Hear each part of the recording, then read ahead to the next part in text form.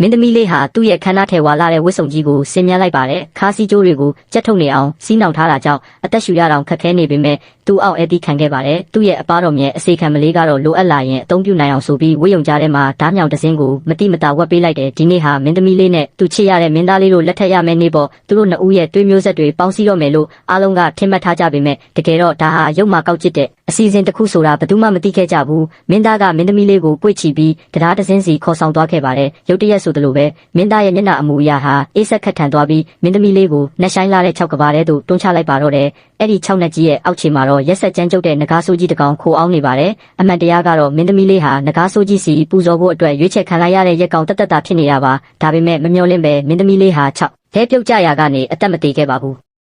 သတိပြန်ဝင်လာတာနဲ့ငကားဆိုးကြီးရဲ့ရန်ကနေလွတ်အောင်ထွက်ပြေးဖို့ကြိုးစားပေမဲ့အဆုံးမရှိတဲ့6ကမ်းပါးရန်တစ်ခုရဲ့အဆုံးမှာပဲတကိုယ်တော်တောင်းတင်နေခဲ့ပါတယ်ကံကောင်းကျင်တော့သူ့ရဲ့ခါဖက်ကျိုးကကြောက်ဆောင်ကြတဲ့ညှိနေခဲ့ပါတယ်မင်းသမီးလေးဟာအာတင်ပြီးလက်ထဲကဓားမြောင်ကိုကြောက်ဆောင်အကြောင်းနဲ့ထိုးဆိုင်လိုက်ကအချိန်ချင်းကြိုးစားပြီးနောက်မှာတော့ကြောက်ဆောင်ဆုံးဖို့ကိုတွားတက်နိုင်ခဲ့ပါတယ်ကြောက်နေရန်ကိုမိပြီးနားနေတော့အရှိဘက်ကလစ်လက်နေတဲ့အရာတချို့ကိုသတိထားမိလိုက်တယ်အဲ့အရာတွေကအလင်းရောင်ထုတ်ပေးနေတာကိုမြင်တော့မင်းသမီးလေးဟာသူ့ဝတ်စုံကအစနာတစ်ခုကိုစုပ်ဖြတ်ပြီးပိုးဆုံးကျူးအုပ်ကြီးကိုဖမ်းယူလိုက်ပါတယ်အလင်းရောင်ရဖို့အတွက်ပိုးဆုံးကျူးတွေကိုမြောက်ကင်ရင်လမ်းတစ်လျှောက်တတိထားပြီးဆက်လျှောက်လာခဲ့ရမှာတော့ရေထွက်ပေါက်တစ်ခုကိုတွေးလိုက်ရပါတယ်သူဟာရေငက်လုံးလို့လက်နှစ်ဖက်နဲ့ခတ်ယူပြီးတောက်ဖို့ပြင်ပေမဲ့ရေတွေကညစ်ပတ်နံစော်နေတာကိုတွေးလိုက်ရတယ်အဲ့ဒီအချိန်မှာပဲအပေါ်ကနေကျနေတဲ့ရေဆက်တွေကရေခဲဆက်တွေဖြစ်တာကိုမြင်သွားပြီးရေဆက်ကိုအပြေးသွားကပါဆက်ဟာပြီးတငုံချင်းစီအငမ်းမရတောက်လိုက်ပါတော့တယ်မျက်လုံးလေးမိတ်ပြီးရေတောက်နေတော့မှပဲရုတ်တရက်အနီရောင်လင်းတန်းတစ်ခုတိတ်တဆိတ်ပေါ်လာပါတယ်အဲ့ဒါကတော့သူ့နောက်ကိုတကောက်ကောက်လိုက်နေတဲ့ငကားဆိုးကြီးပါပဲမင်းသမီးလေးဟာအသက်လူပြီးပြေးလွှားရင်းလိုင်ကူတစ်ခုတည်းကိုလိမ့်ကျသွားပါတယ်အဲ့ဒီနေရာမှာတော့အခြားမိန်းကလေးတွေနဲ့အတူပုံအောင်နေလို့ရပြီဆိုတာကိုသိလိုက်ရတဲ့ငကားဆိုးကြီးက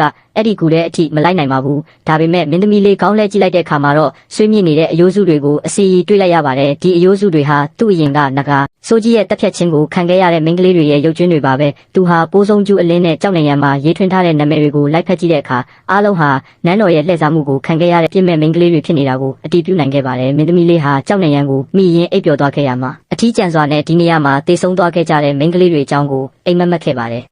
လက်နိုးလာတဲ့အချိန်မှာတော့ထူးဆန်းတာတစ်ခုကိုတွေးလိုက်ရတဲ့ပိုးဆုံးကျူးလေးတွေကသူ့ခြေထောက်ကဒဏ်ရာကိုပျောက်ကင်းအောင်ကုသပေးနေတာပါဒါနဲ့သူလည်းပိုးဆုံးကျူးတစ်ကောင်ကိုယူပြီးသူ့လက်မောင်းပေါ်တင်ကြည့်လိုက်တဲ့အခါအဲ့ဒီကဒဏ်ရာပါကျက်သွားတာကိုတွေးလိုက်ရတယ်သူဟာလမ်းအတိုင်းဆက်လျှောက်လာရင်းနဲ့တလင်းကြောက်တွေပြည့်နေတဲ့ကူတစ်ခုကိုတွေ့ရှိခဲ့ပါတယ်။အဲ့ဒီကနေအပေါ်ကိုတက်နိုင်ရင်တော့လွတ်မြောက်နိုင်ပြီပေါ့။မင်းသမီးလေးဟာသူ့ရဲ့ကာဝင်ကိုအဆအနာဖြစ်အောင်ဆုပ်ဖြတ်ပြီးထိခိုက်ဒဏ်ရာမရအောင်ခြေထောက်နဲ့လက်တွေမှာပတ်တီးစီးလိုက်ပါတယ်။ပြီးနောက်သူ့ရဲ့ဥယျာဉ်တရဖူကိုထောက်တိုင်ဖြစ်သုံးပြီးအပြင်ထွက်ပေါက်စီကိုတဖြည်းဖြည်းချင်းတွားတက်သွားပါတယ်။အဲ့ဒီအချိန်မှာပဲငကားဆိုးကြီးကနိုးလာပြီးဟိန်းဟောက်လိုက်တန်ကြောင့်တလင်းကြောက်တွေအစိမ့်စိမ့်အမော့မော့ကွဲအကုန်ပါတော့တယ်။မင်းသမီးလေးဟာအောက်ကိုပြုတ်ကျသွားပေမဲ့အရေးကြီးတဲ့အချိန်လေးမှာပဲတခြားတလင်းကြောက်တုံးတစ်ခုကိုအမိအယဆုပ်ကင်ထားနိုင်ခဲ့ပါတော့တယ်။